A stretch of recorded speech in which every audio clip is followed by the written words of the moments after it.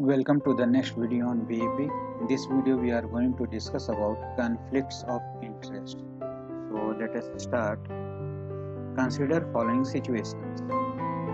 An employee working in a company depositing a substantial investment in a competitor's company. Again, an employee working in a company serving as a consultant for a competitor's company.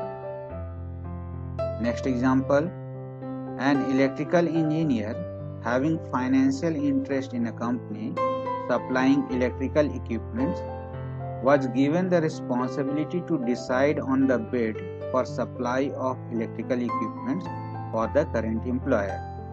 In all these situations, you can find that the person is having more than one interest. So let us consider the definition of conflicts of interest. In general, it means an individual has two or more desires such that all interest cannot be satisfied in the given circumstances. While speaking professionally, professional conflicts of interest are situations where professionals have an interest, if pursued, could keep them away from meeting one of their obligations to their employers. So you can consider this thing that in the previous three cases this is going to happen, that they are moving away from meeting their obligation from their employers. Now similarly we are having this term. We have heard about conflicts of interest. Here we are talking about conflicting interest. So what exactly is a conflicting interest? It means a person has two or more desires that cannot all be satisfied given the circumstances.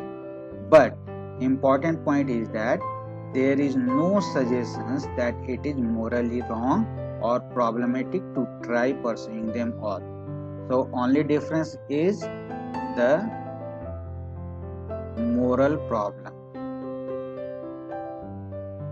associated with conflicts of interest. Consider one example.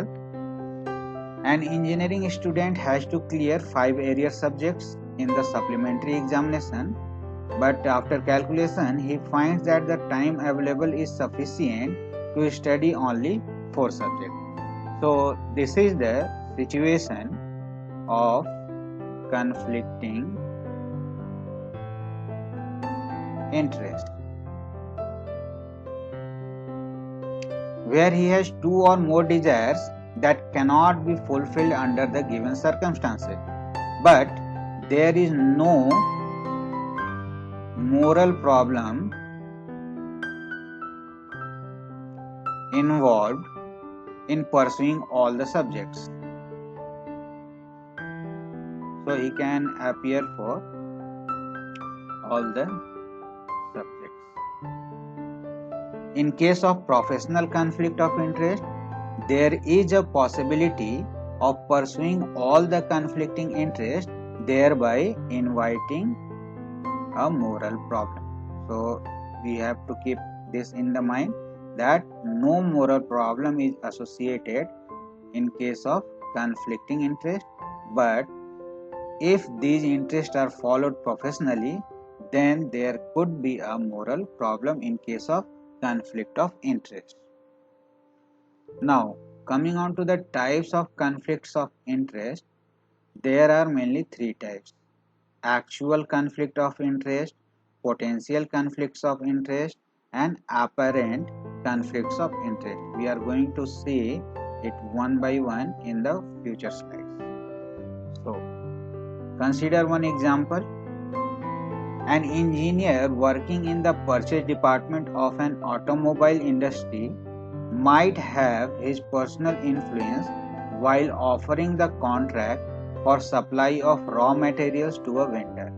In this case, pursuing his financial interest with the vendor might lead him not to objectively and faithfully discharge his professional duties to his industry. So what exactly is conflict of interest? Actual conflict of interest. The actual conflict of interest arises when an employee compromises objective engineering judgment. So here one new term has come, that is judgment. So we have to keep this in the mind. Suppose we are talking about an opinion. Okay, so an opinion that is supported by reasons is called a reasoned judgment, while an opinion that is given by someone with special training or experience to judge such matter is an expert or perhaps professional opinion.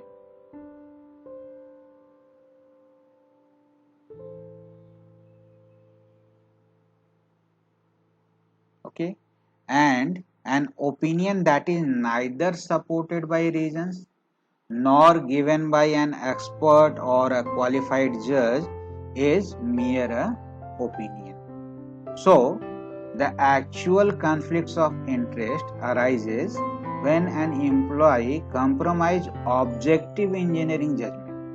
So this has to be kept in mind.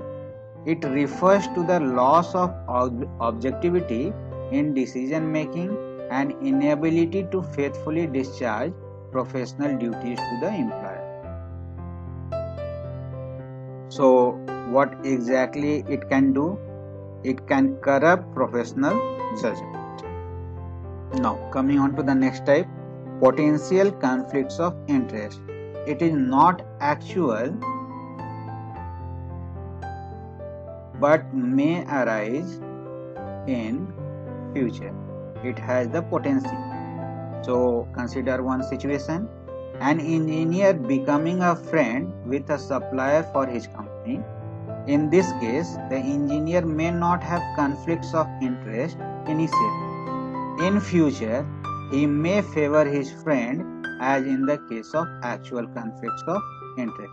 So there is a potential conflicts of interest. So what to summarize? There are situations where the interest of an employee extend beyond the current employer and into the interest on one's spouse, relative or friend. The interest changes into intimacy and subsequent non-moral judgments against the interest of the employer and in favor of the outsider, even a potential competitor. So it may lead in future a actual conflicts of interest. Now the third type is apparent conflicts of interest. Consider one example. A design engineer is paid based on a percentage of the cost of the design and there is no incentive for him to reduce the cost down. So what would be the approach? In this context, it may appear that the engineer will make the design more expensive in order to earn more commission for himself. So there is an appearance of conflicts of interest. So apparent conflicts of interest. This appearance of conflicts of interest may cause the distrust on the engineer's ability to perform his professional duty. The employer might think that the engineer whose responsibility is to design a particular product, he may or she may develop or design where the cost is going to be more higher. So there are the situation in which there is a appearance of the conflict of interest. Apparent conflicts of interest is actually not corrupting the professional judgment. However, it decreases the confidence of the employer and the public in the objectivity and trustworthiness of professional services, like in the previous example you have seen. So, consider this question. What do the engineering codes of ethics say about conflicts of interest? So, fundamental canons of the NSPE code says, engineers shall not be influenced in their professional duties by conflicting interests. Number 2, engineers shall not accept financial or other considerations, including free engineering designs, from material or equipment suppliers for specifying their product. Third is, engineers shall not accept commissions or allowances, directly or indirectly, from contractors or other parties dealing with the clients or employers for the engineer in connection with work for which the engineer is responsible. Another approach, fundamental canons of ethics of ABET says, engineers shall neither solicit nor accept gratuities directly or indirectly from contractors, their agents, or other parties dealing with their clients or employers in connection with work for which they are responsible.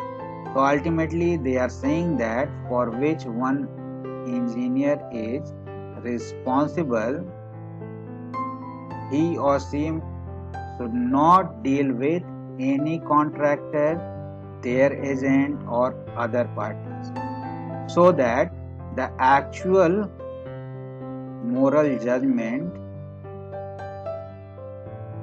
is going to be compromised. So this one has to keep in the mind. Now consider the situation of gifts and bribes, and we are considering in the context of conflicts of interest.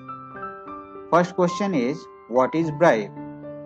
A bribe is something such as money or a favor offered or given to someone in a position of trust in order to include him to act dishonestly. So, the wise dishonesty appears in case of bribe. It is something offered to influence or persuade, and basic reason is what? To become dishonest to your judgment, your employer. What are the ethical reasons for not tolerating bribery?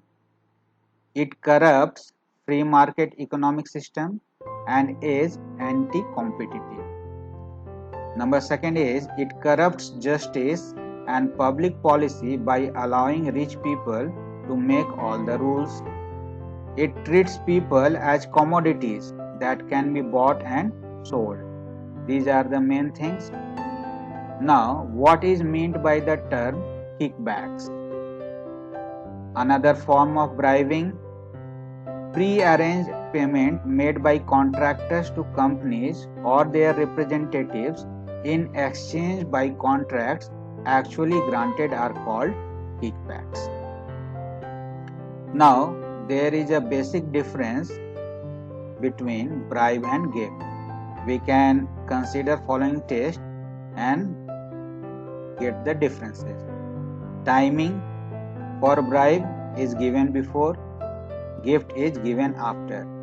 Cost of item, in case of bribe, it is large amount, while in case of gift, a small amount or articles of daily use. Transparency, made in secret, made in open, in case of gift. What is the motive? Expect undue favor, dishonesty. In case of gift, expect a favor or thanking for the favor. Consequence on organization's goodwill. damaging the goodwill and reputation. Bribe can damage the goodwill and reputation of the overall reputation. In case of gift, no damage is involved. Next question is, what is moonlighting? It is a situation when a person is working as employee for two different companies in the spare time. So suppose he is working right from 10 to 4 or 5 p.m. for one company, and in the spare time like 6 to 10 p.m. he is working for another. This is against the right to pursue one's legitimate self-interest. It will lead to conflict of interest if the person works for competitors, suppliers or customers while working under an employer. Another effect of moonlighting is that it leaves the person exhausted and harms the job performance in both places. So he is basically busy at more places, more pressure, and ultimately the exhausted person is going to do no justice at both places. So what are the ways to avoid conflicts of interest? Number 1, follow the guidance of company policy.